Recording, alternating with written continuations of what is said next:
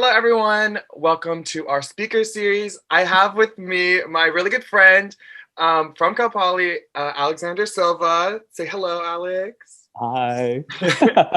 He's going to join us today on the topic of queerness and culture and masculinities and how all those type of uh, identities intersect with each other, and just about his own experience at Cal Poly and everything he's done on campus and off campus to kind of bolster those ideas. But just a quick introduction, Alex. I know you very well, but our audience doesn't. So yeah, just what you do and what organizations you've been a part of and how you identify, all those things.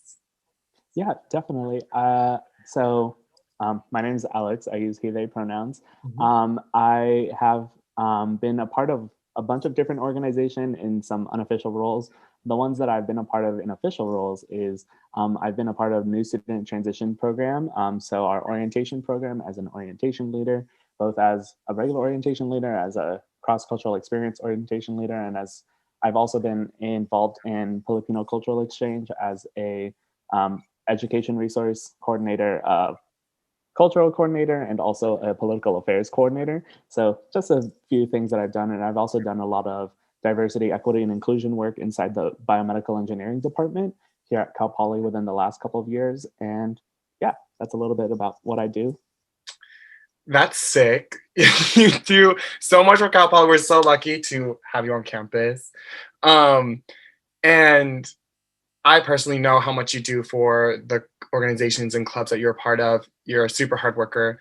And kind of, I want to give a kind of backstory or maybe just some perspective for um, just this uh, video. So, how do you identify culturally, and how has that kind of mixed in with your life at Cal Poly? So I'm a mixed race individual. I identify as Mexican Korean. Yeah, that is my ethnicity, question mark. Mhm. Mhm. The heavy question mark. But yeah, so I think that coming to Cal Poly as a mixed race individual, it's always an interesting because like Cal Poly is a predominantly white institution, and so my also being like a non-binary person and like a mixed race person, it's like oh layers of intersectionality when you enter like this space, and so like it has like the ways in which I've interacted with Cal Poly always changes depending on like how I'm perceived. And so the ways in which I'm perceived also affects the ways in which like I have experienced privilege and also have not experienced privilege at Cal Poly. And I think there's been instances where I've definitely had not so pleasant experiences here at Cal Poly that we can probably talk about a little bit later. But yeah, I Mhm. think that's how I kind of like perceive myself in the system that we know together. Yeah, yeah. As we know we're both mixed queer little girlies on campus, so it's a fun time. But everyone does experience Cal Poly differently. And so I kind of want to jump in. You've already mentioned it a little bit, but about the intersectionality between queerness and culture, and like how have you in your life seen that intersectionality work, and like how have they crossed paths or influenced each other? Yeah, I think the like okay, so like like ethnic studies, you know, like vibes, right? Gender is a performance, and so Mhm. we are taught how to perform, and the ways in which we are taught are often violent, like forms of oppression through a system in which that is enforced upon us. And so the ways in which like we learn how to be like men, quote unquote, is often like taught to us culturally, socially, politically. And so there's multiple layers in which we are forced to become men, or the identity of a man is bestowed upon you, quote unquote. And so the ways in which you learn how to be a man differs like based off of how you identify culturally. And so for me, there's like I'm in my head, there's two pictures of men and what it looks like to be a man for me. Because on one side of my family, there's like that machismo, like Latinidad, where it's like, oh, like I have to be strong, I have to be forceful, I have to be assertive, and I have to be do this X, Y, and Z in order to present as a man to my family.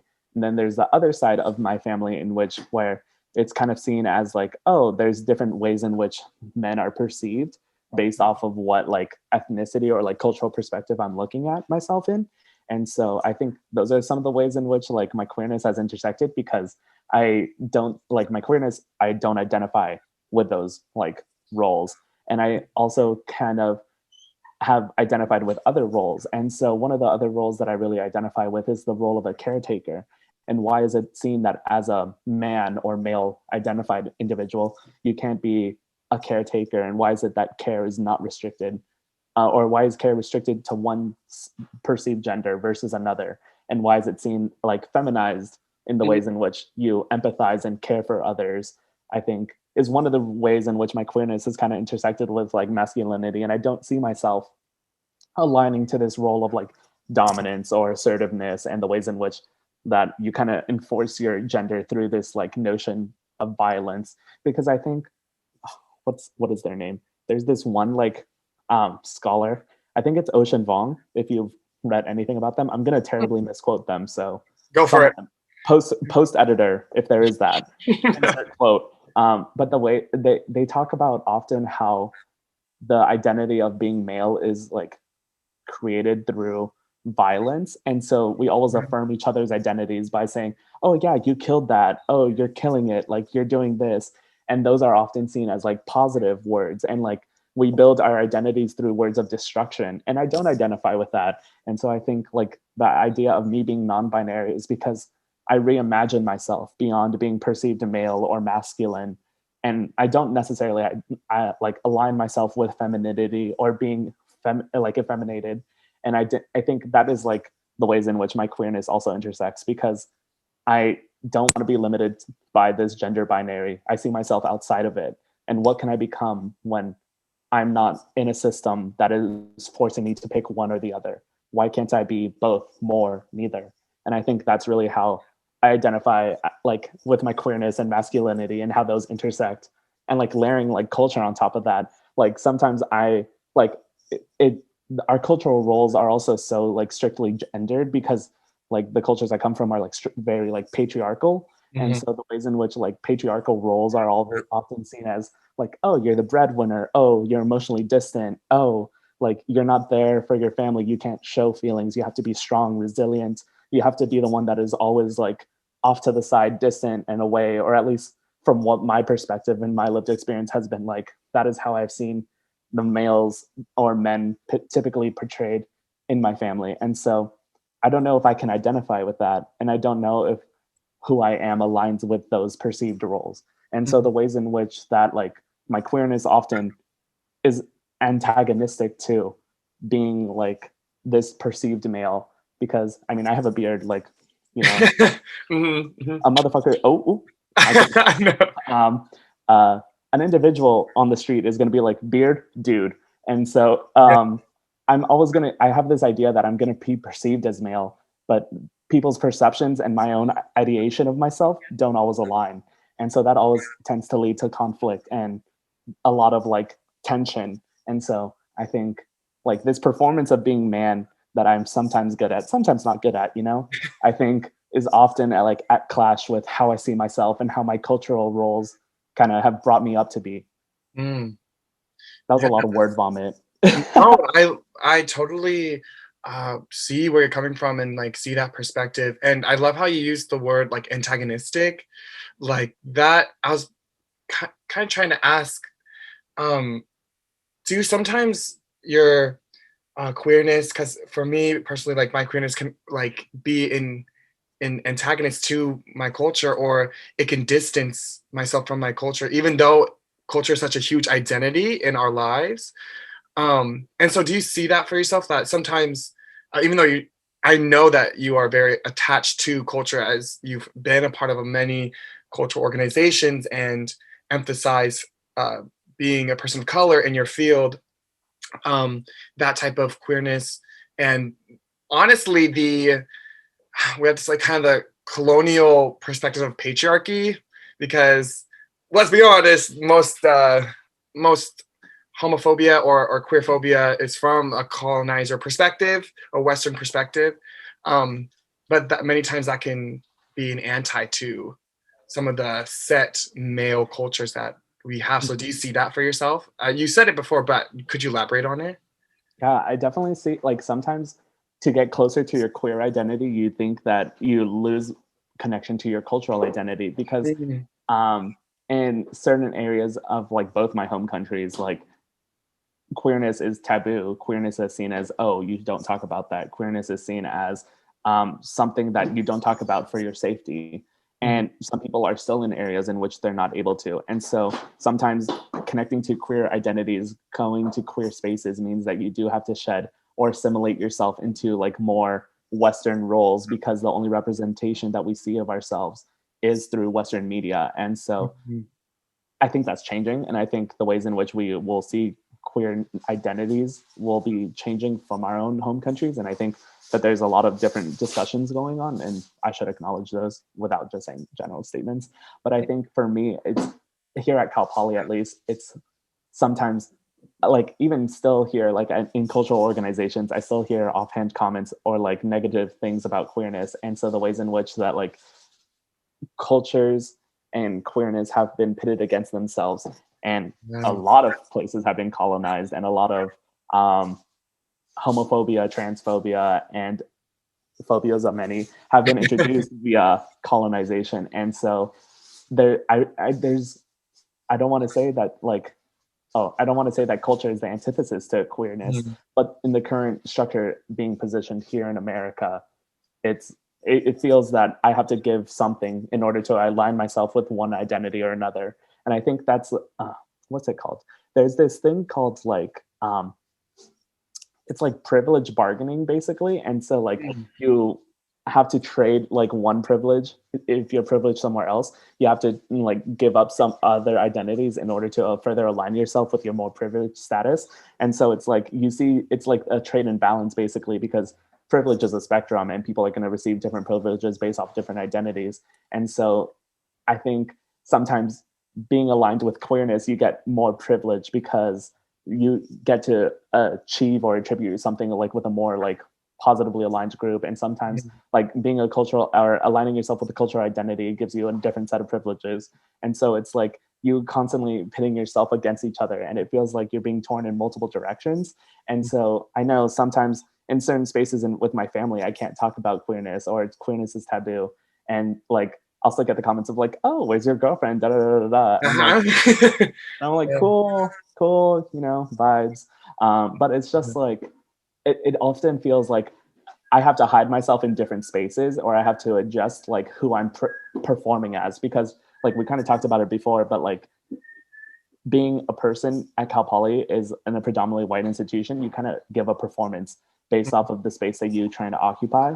And so in queer spaces, I can be my like queer identity. But in queer spaces, we see this racism, like transphobia, we see this like colorism. And so if you don't align yourself with those things, or if you don't align yourself in these spaces to what the ideal like queer person is, then you see that you're being like marginalized again in a different marginalized community. And we see the same thing in certain like other marginalized communities. You see queerness being marginalized even further. And so you have to further align yourself with what a cultural identity or cultural performance is. And so it's like being a queer person of color at Cal Poly, you often wear like different, or you have different performances, and you're like ready with that. You like switch it up real fast. You can at the dime, like at the drop of a hat, like just like pull off a different hat, and you're like, oh nope, I'm ready. Da da da da. And it's like, oh, like I'm getting so good at this performance. Sometimes I lose myself and what it means, like who I am naturally. Like, what does that look Mhm. like when I'm not influenced by these other spaces or influenced by these outside systems? Like, who does that leave me as? And if I keep performing these spaces, and I keep giving myself up over and over again to satisfy others, what does that leave me with? Yeah. Who I am at the end of the day when I keep giving myself to these spaces and to these systems that keep taking without ever giving back. Mm. Dude, yeah. No, I like totally agree with um well, one, racism in the queer community and colorism is insane, especially from a community that should understand um, being demonized and discriminated against. That is a whole issue in itself. um, but also having an identity, like, because it could be hard, or like you were saying, for queer people of color to fully fit into their cultural, like, nesting place, and then also their queer and LGBTQ community place, with that discrimination that comes with it. Um, and yeah, I think, and also because the both being queer and being a person of color, that group is so small, it's so tiny Mhm. that it's not gonna be the majority. It's not gonna ever be uh, like something that a lot of people can identify with or relate to you on. And so that's why for me personally, I feel like that's where your identity can be lost. Like, there's not enough people up in here, or I'm losing myself trying to be part of some majority somehow, you know. Mhm. But you mentioned earlier, like, about kind of the microaggressions, and sometimes even, is this even like macroaggressions of poly? Yeah. Would you like to elaborate on that? Because I also see it, but you have seen it a lot more than me. But please. Okay. Um, Dang, how can I say things without getting in trouble? No, say everything. Say everything. No, I mean, I think it's just we can like, okay, let's take this. I love breaking things down by systems and by like let's take it. Okay, so like personal, interpersonal systems and the ways in which like personally I have like just walking around on campus. I don't know what gave it away. Some straight man's gaydar is immaculate. He decided to pull up in his Ford F-150, roll down his windows, and yell "F word" as I was like, oh, on the night of a certain individual's election in 2016, my fall quarter first year. I'm not going to say names because y'all know who that is.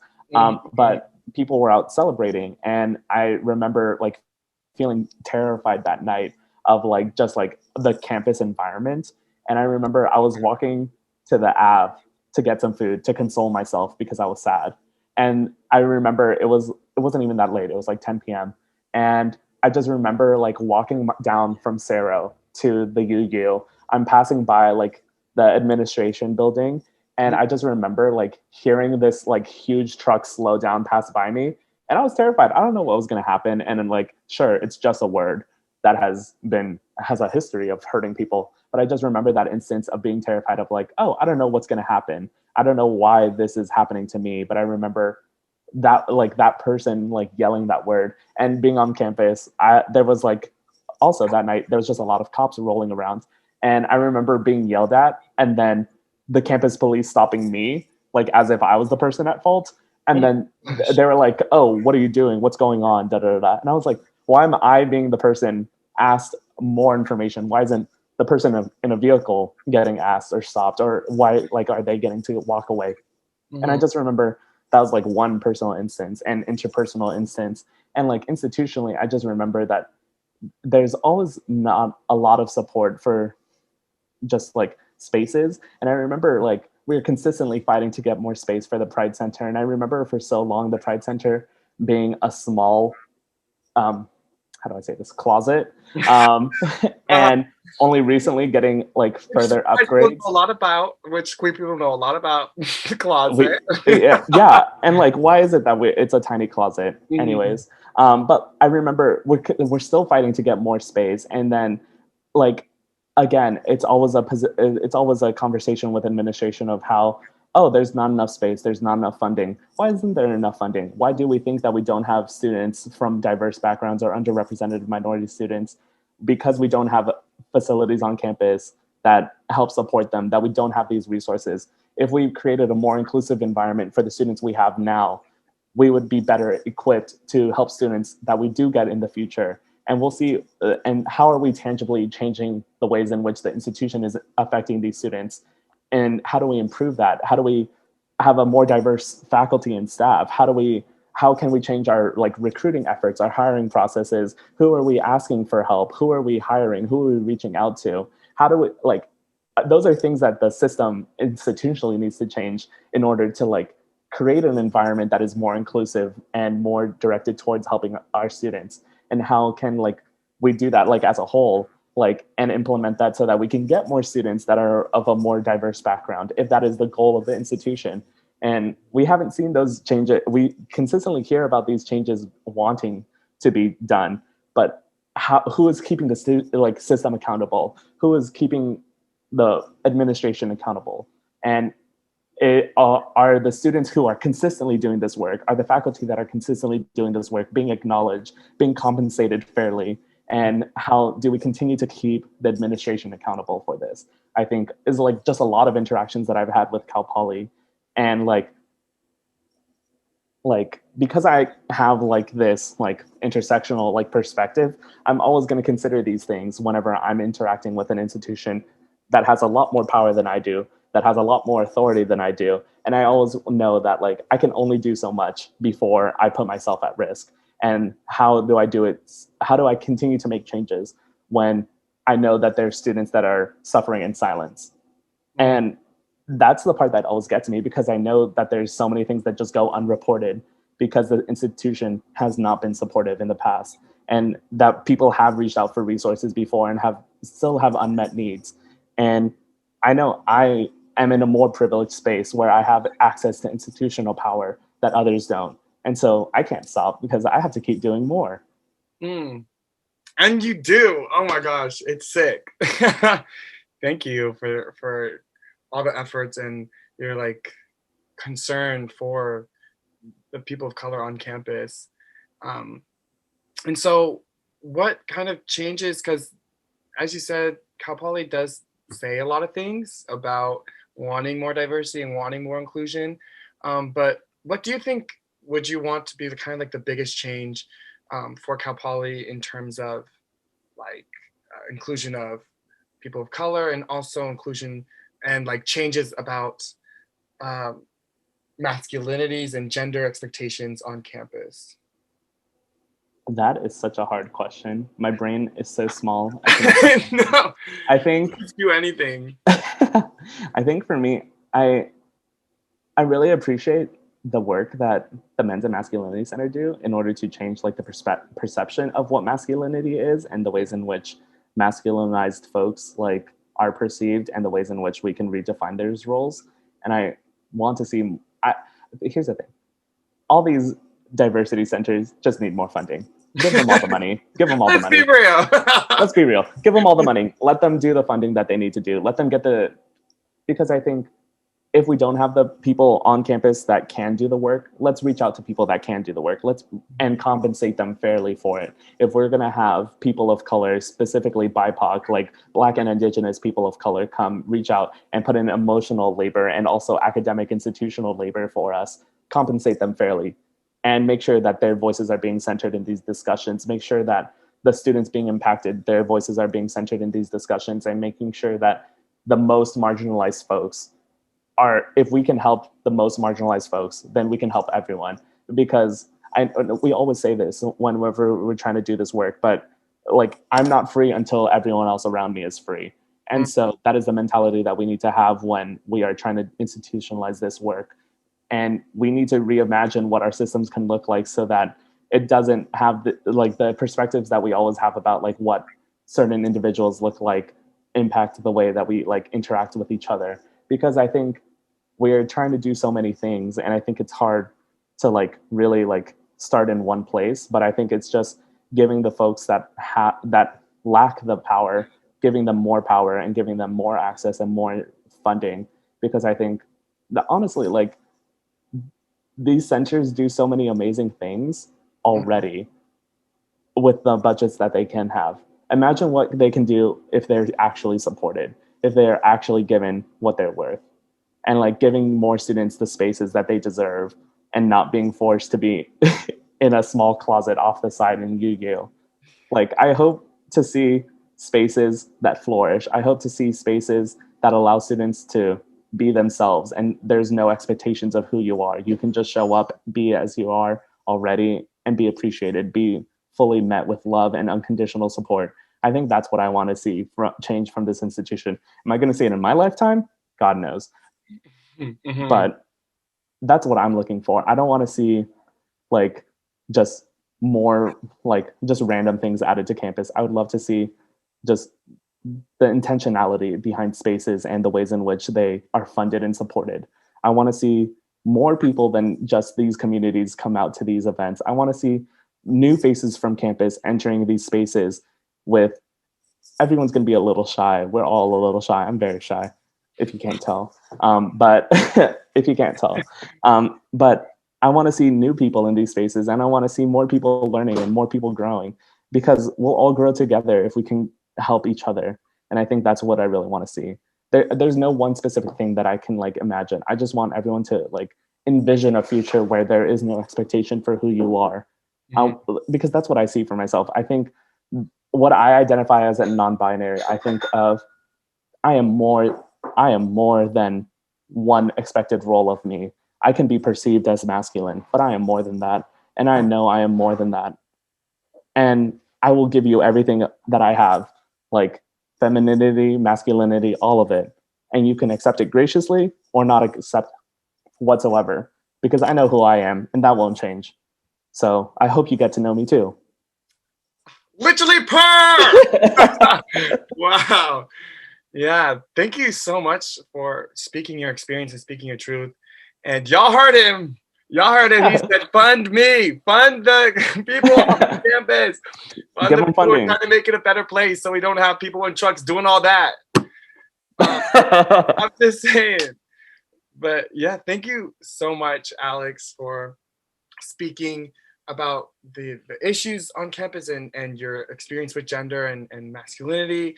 And we're almost out of time. So I just want to personally, again, thank you for giving your kind of like really informed opinion.